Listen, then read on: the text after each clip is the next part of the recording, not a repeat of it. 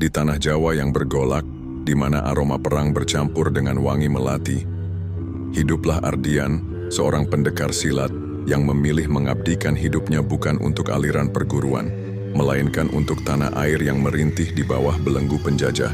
Tangannya yang biasa memainkan jurus-jurus mematikan, kini memegang senjata seadanya, bergerilya di antara hutan dan lereng gunung.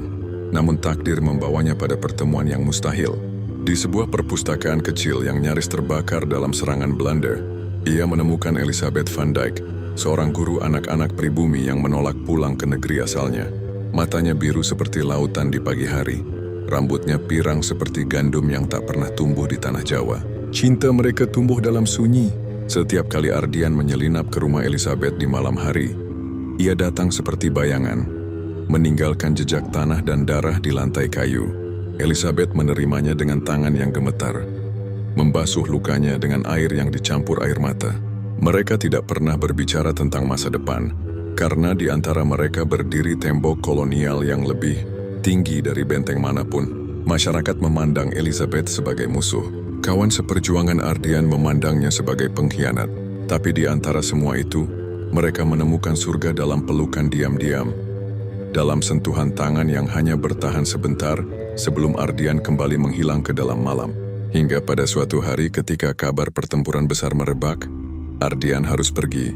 Elisabeth memeluknya lebih erat dari biasanya, seolah tahu ini yang terakhir. Di tangannya ia menitipkan sebuah buku catatan kecil, berisi puisi-puisi dalam bahasa Belanda yang tak akan pernah dimengerti Ardian, tapi ia simpan di dekat jantungnya seperti azimat. Pertempuran itu menjadi kuburan bagi banyak mimpi. Ardian tewas dalam serangan mendadak. Tubuhnya yang penuh luka ditemukan di antara rerumputan, masih menggenggam buku catatan Elisabeth yang kini berlumuran darah. Ketika kabar itu sampai padanya, Elisabeth tidak menangis. Ia hanya duduk di beranda rumahnya, memandang ke arah gunung di mana Ardian sering muncul, menunggu sesuatu yang takkan pernah datang lagi. Tahun-tahun berlalu, kemerdekaan datang, tapi Elisabeth memilih tetap tinggal. Ia mengajar anak-anak pribumi sampai tangannya keriput, menolak setiap lamaran, hidup dalam kenangan seorang pendekar yang tak punya makam. Di usianya yang senja, ia sering terlihat duduk di kuburan tak bernama di pinggir hutan, tempat konon seorang pejuang tak dikenal dimakamkan.